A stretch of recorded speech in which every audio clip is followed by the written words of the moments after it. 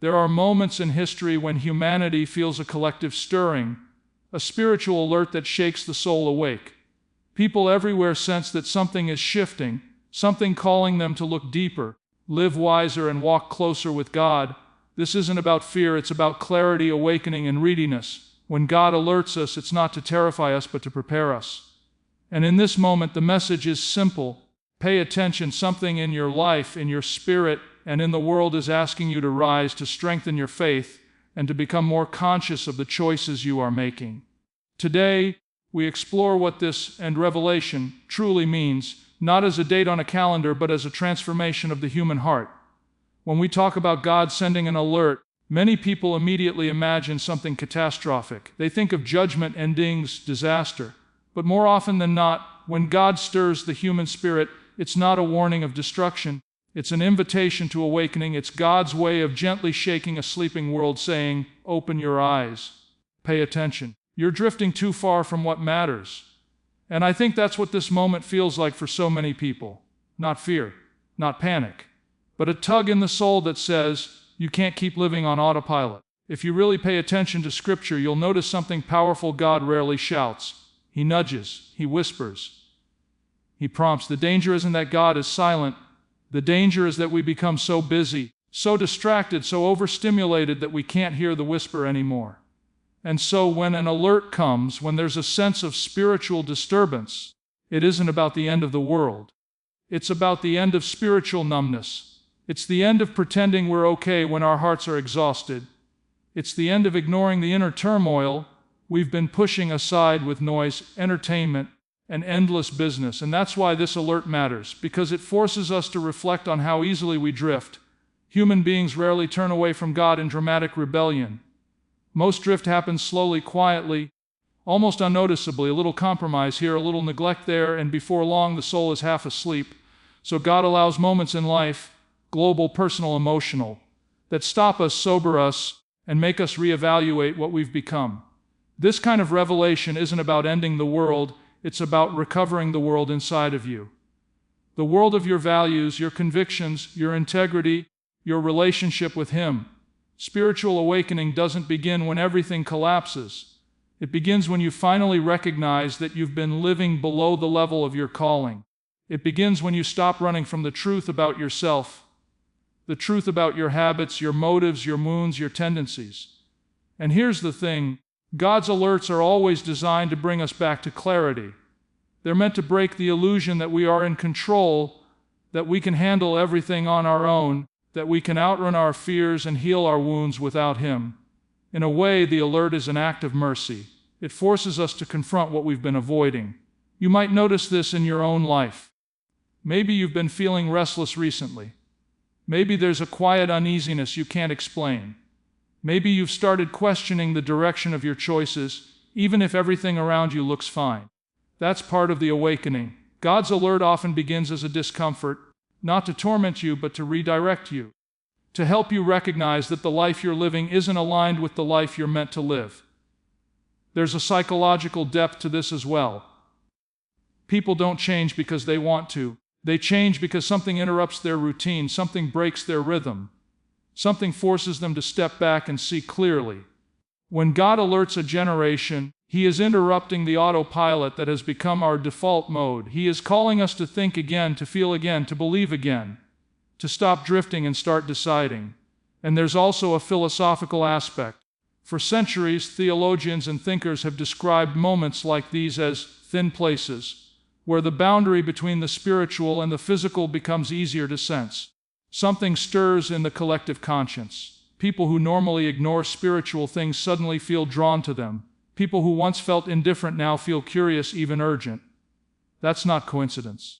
That's not random emotion. That's a sign of awakening, a call to return to the axis around which life was always meant to revolve. So when we say God is alerting everyone, don't picture doom. Picture awakening. Picture clarity. Picture thousands of souls lifting their heads and realizing they've been sleepwalking. Picture families reevaluating their priorities. Picture individuals remembering who they truly are in God. This isn't the end of the world. It's the end of living life half awake. And if you feel that stirring, that gentle internal nudge, don't ignore it.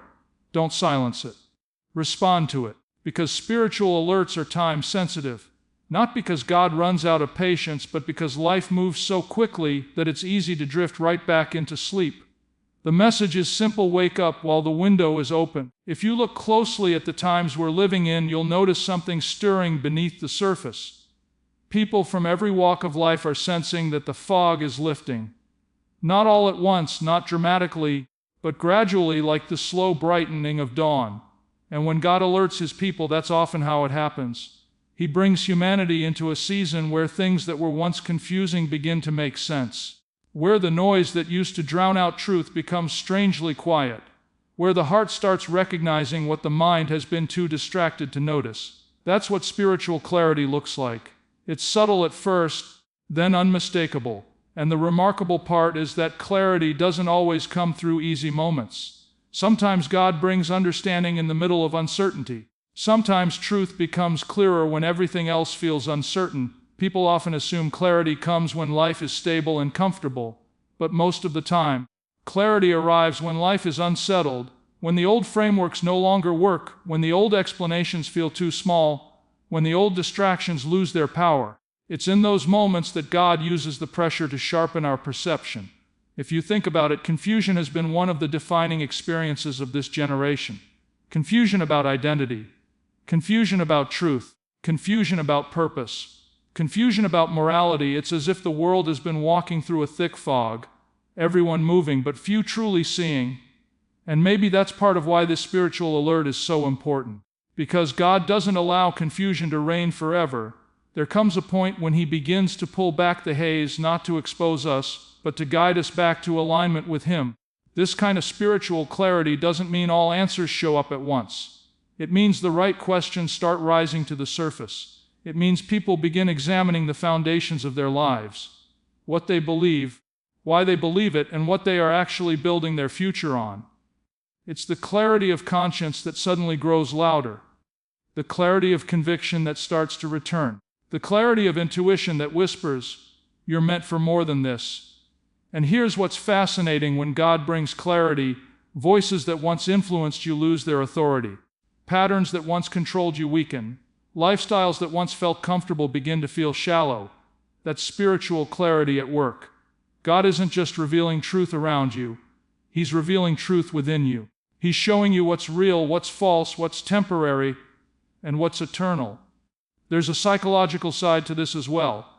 Our minds naturally cling to what feels familiar, even if it's unhealthy. But when clarity comes, it disrupts that comfort. It challenges the false narratives we've built about ourselves. It exposes the excuses we repeat to avoid growth. It dismantles the illusions that keep us stuck.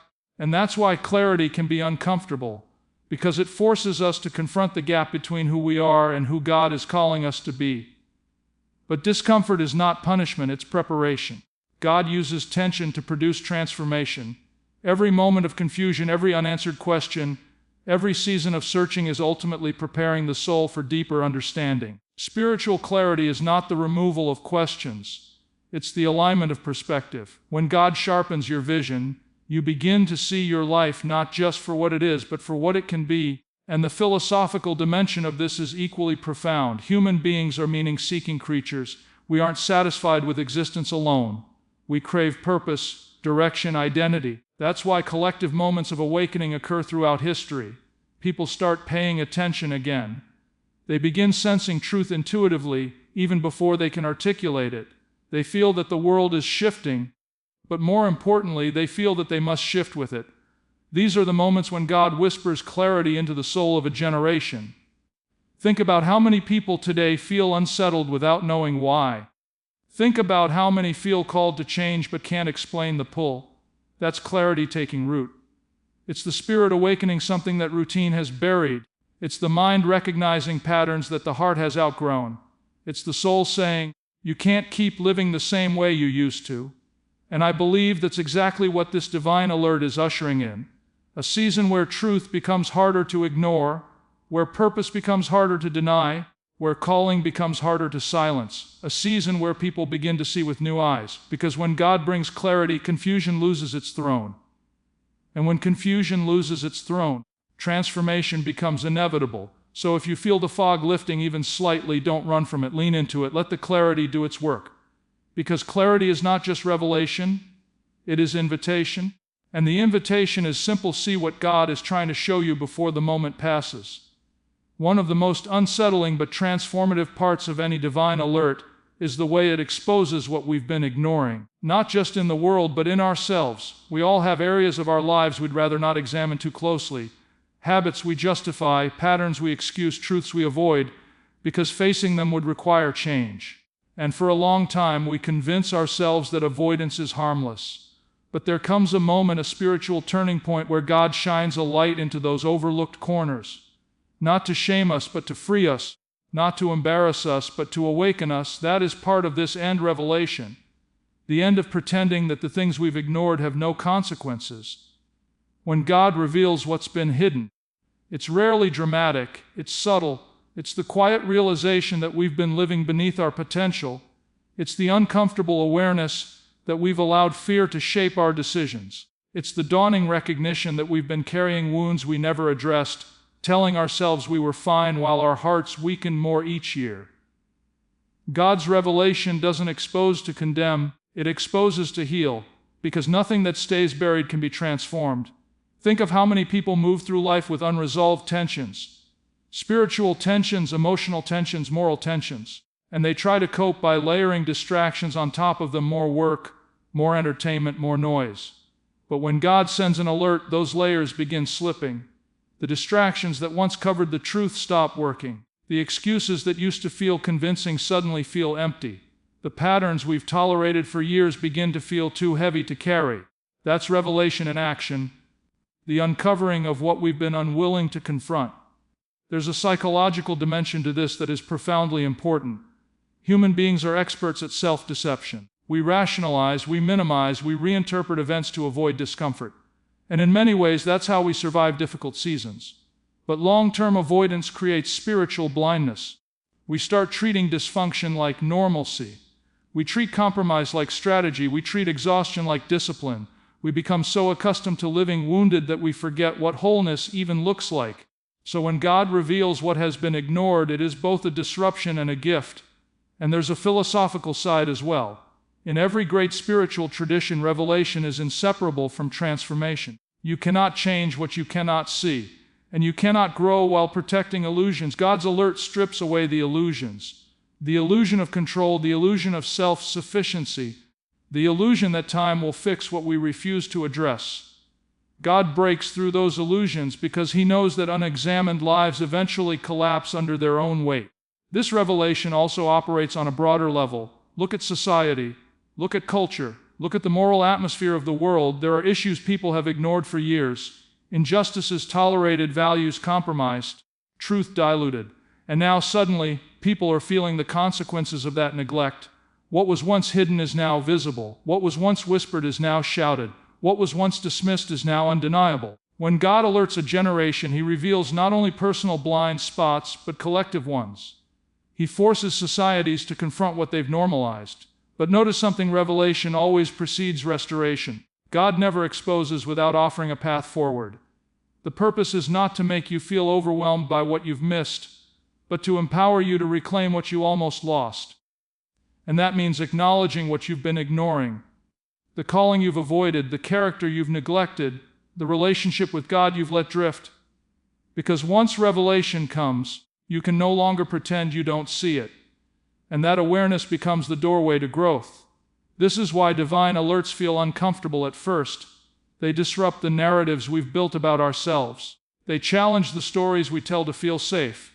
They confront the cycles we've allowed to trap us. But that discomfort is sacred. It means God is doing a deeper work. It means He loves you too much to let you keep living unaware of the spiritual fractures that need healing.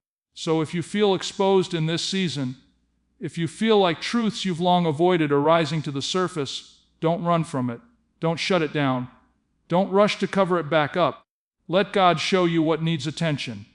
Let Him reveal the deeper layers of your life, because revelation is the beginning of renewed strength.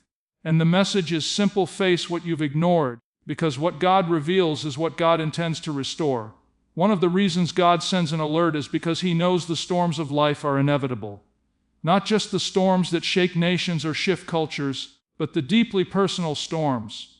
The ones that challenge your identity, your faith, your resilience, your clarity of purpose. And when those storms come, they don't wait for you to be ready. They arrive on their own schedule. They test you whether you feel prepared or not. That's why God calls us to strengthen our faith before the pressure intensifies. Not because He delights in difficulty, but because He wants you to stand when others collapse. He wants you anchored before the winds start blowing. If you've lived long enough, you know storms don't give warnings. One day everything feels stable, the next something shifts, and suddenly you're wrestling with uncertainty, loss, conflict, or change. And that's when you realize something crucial: you cannot build an anchor in the middle of the storm. You build it before. You build it during the calm seasons, the quiet moments, the days when life feels predictable. It's in those moments that God urges you to strengthen your foundation, deepen your convictions, and reconnect with the truth that holds your life together. Spiritually, this preparation is about remembering where your strength actually comes from. Not from your confidence, not from your capabilities, not from your plans, because all of those can crumble under pressure. Strength comes from alignment with God. And the storms of life have a way of revealing whether your faith is built on something solid or something fragile. They expose whether your peace is rooted in circumstances or rooted in conviction. They show whether your hope is anchored in temporary things or eternal ones. Psychologically, people often overestimate their resilience. We assume we will rise to the occasion when life becomes difficult. We imagine that instinct will carry us through. But research, wisdom, and experience all tell us something different. People don't rise to the level of their intentions. They fall to the level of their preparation. You cannot become strong in the moment of crisis if you have spent years building a life that avoids depth, avoids discipline, or avoids divine connection. Storms don't create character, they expose it. And that exposure can be devastating if you've spent your life drifting instead of anchoring. Philosophically, storms force you to confront what you actually believe. It's one thing to say you trust God when life is peaceful. It's another to trust Him when nothing makes sense. It's one thing to talk about faith when circumstances are favorable. It's another to cling to faith when you have more questions than answers. Tough seasons reveal the difference between borrowed beliefs and internal convictions. Borrowed beliefs crumble under pressure. Internal convictions endure. But here's what's encouraging: God never calls you to strengthen your faith without giving you the tools to do it. He gives you His Word to ground you. He gives you His presence to guide you. He gives you His peace to stabilize you. He gives you people, wisdom, and resources that fortify your inner life. And He gives you moments like this, moments of revelation, moments of awakening, to urge you to prepare before the next storm arrives. You might be sensing that call right now. A quiet nudge telling you to take your spiritual life more seriously. A whisper reminding you to reconnect with what you've neglected. A hunger for meaning, for depth, for something unshakable. That's not random. That's preparation. That's God equipping you for what's ahead, not with fear, but with power, not with anxiety, but with clarity. And the truth is, storms aren't always negative. Some storms clear old debris. Some storms break cycles that needed to end. Some storms remove people, patterns, or priorities that were weighing you down. Some storms expose weaknesses so you can finally strengthen them. Storms can be destructive, but they can also be cleansing. They can remove what you couldn't let go of on your own. So rather than fearing the storm, God invites you to fortify yourself for it, to build a faith that remains steady even when life becomes unrecognizable, to cultivate a peace that doesn't collapse under pressure, to grow a strength that isn't built on emotion but on endurance. Because when your foundation is solid, the storm loses its power to define you. If you sense a storm on the horizon in your life, in the world, or in your own heart, panic, prepare. Lean into God now, while the skies are still calm. Strengthen what has weakened. Deepen what has only been surface level. Anchor yourself before the waters rise, because when the storm finally comes, your preparation becomes your protection. One of the most reassuring truths in any season of uncertainty is this: God is still in control. And I know that phrase can sound familiar, maybe even overused, but when God sends an alert, it's often to remind us of something we've forgotten, that nothing happening around us is happening outside of His awareness. Human beings lose control, systems fail, plans fall apart. But God doesn't panic, And he doesn't improvise. He governs the unfolding of history with the same care that he governs the beating of your heart. People often feel overwhelmed because the world seems so unstable. Every headline feels heavier. Every crisis feels closer. Every shift in culture feels sharper than the one before it. And in that kind of environment, it's easy to start believing that life is spiraling, that the world is becoming unpredictable, that chaos has the final word, but what looks like chaos to us is never chaos to God. Scripture consistently shows that God does some of his most significant work in seasons that look the most chaotic, not despite the circumstances, but through them. If you think about your own life, you'll probably find the same pattern. Some of the most transformative moments came from situations you never wanted to experience, breakdowns that led to breakthroughs, setbacks that created perspective, losses that awakened purpose, times when you felt helpless, yet somehow ended up stronger than before. That didn't happen by accident. That's the quiet evidence of a God who works behind the scenes, guiding even the parts of life that feel random or unfair. Psychologically, people crave control. We want to know what's coming. We want predictability. We want guarantees. And when life stops cooperating with those expectations, anxiety grows. We start imagining worst-case scenarios.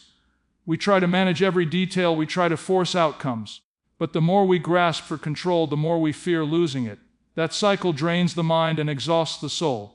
God's reminder of his sovereignty is meant to interrupt that cycle, not to take away our responsibility, but to relieve us of the illusion that everything depends on us. Philosophically, the idea of divine control isn't meant to be fatalistic. It's meant to be freeing. It means that life has direction even when you cannot see it. It means that your story is not a collection of random events, but a tapestry woven with intention. It means that even when your plans collapse, God is still guiding the narrative. It means that uncertainty is not the enemy. Sometimes uncertainty is the tool God uses to reorient your path. And the spiritual depth of this truth is profound. If God is truly in control, then nothing you face is wasted, nothing you lose is unseen, nothing you endure is without purpose. Even your waiting, your wandering, your questioning, all of it is held in the hands of a God who sees beyond the moment. When you believe God is in control, you begin to live differently. You stop reacting out of fear and start responding out of faith. You stop asking, "What if everything goes wrong?" and start asking, "What if God is doing something I don't understand yet?" That shift alone can change your entire emotional landscape. When you understand that God is sovereign, you stop trying to predict the future and start preparing your heart instead. You stop clinging to your own understanding and start trusting a wisdom that sees the entire picture. You stop feeling abandoned in hardship and start recognizing the possibility that God is positioning you for growth. And here's what's important: God's control doesn't mean life will be easy. It means life will be purposeful. It means you can walk through uncertainty with a steady mind. It means you can endure storms without collapsing. It means you can face change without losing your anchor. It means that even when you don't know what's coming next, you can trust who is already there. The moment you begin to rest in God's sovereignty is the moment fear begins to lose its grip. You won't be immune to difficulty, but you will be unshaken by it. You won't avoid challenges, but you will rise above them.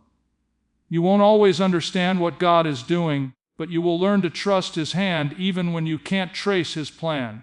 So when the world feels unstable, when everything seems to be shifting, when your own life feels unpredictable, hold on to this truth with both hands: God has not lost control for a single second. And the invitation is simple: stop trying to carry what only God was meant to hold. When God sends an alert, it's never just to wake you up, it's to move you, to reposition you, to pull you into a posture of readiness, because revelation without response becomes regret. And many people feel spiritually stirred, intellectually awakened, emotionally shaken, but they never take the step that turns insight into transformation. They hear God calling, but they stay planted in the same routines, the same habits, the same environments that once felt familiar but now feel too small. And this is where so many people miss what God is trying to do. They expect change without movement.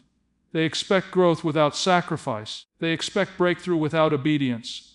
But every major moment in Scripture and history and in individual lives has been marked by one truth: revelation requires response. Think about your own life. How many times have you sensed the need to shift, to grow, to release something, to pursue something new, and instead of moving, you hesitated, maybe because of fear, maybe because of comfort, maybe because the unknown seemed too risky. But when God alerts a person, He is signaling that staying the same is no longer an option. Something in your spirit starts saying, you can't ignore this anymore. You can't keep delaying. You can't keep waiting for conditions to be perfect, because conditions will never be perfect, but God's timing always is. Psychologically, the human mind is wired to resist change, even positive change, even necessary change. The brain prefers routine because it feels safe. But spiritual growth rarely happens inside the boundaries of safety. It happens when you step out of stale patterns, step away from unhealthy influences, and step toward a purpose bigger than your comfort zone. God's alerts often highlight the very areas where you've become too comfortable, too complacent, too controlled by habit rather than conviction. And He does this not to disrupt your life, but to unlock it. Philosophically, movement has always been tied to transformation. In every discipline, philosophy, theology, psychology, growth requires motion. You move from ignorance to understanding, from confusion to clarity, from passivity to responsibility. You move internally first, then externally, and the spiritual life mirrors that pattern.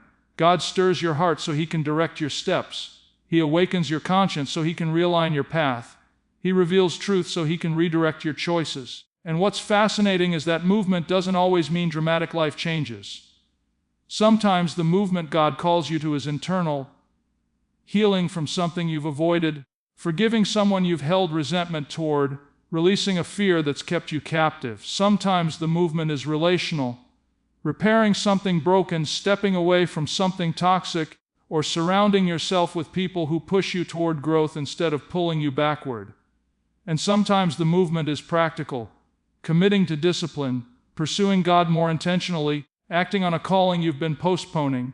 Movement can be quiet, but it is always deliberate. Spiritually, the greatest danger is not failure, it's stagnation. A stagnant soul loses passion. A stagnant mind loses clarity. A stagnant life loses purpose. And so God alerts you to prevent stagnation. He nudges you, stirs you, speaks to you in ways that make the familiar feel uncomfortable and the future feel urgent. He does this because He knows that transformation is on the other side of obedience, not on the other side of good intentions, not on the other side of emotional moments. Transformation happens when you choose to move, even if the step feels small, even if the direction feels uncertain. And maybe that's where you are right now. You've heard the alert. You've felt the awakening. You've sensed the clarity. You've recognized the patterns God has exposed. You know He's reminding you He's in control. And now, everything in your spirit is pointing toward one simple truth. It's time to act. It's time to make the shift you've delayed.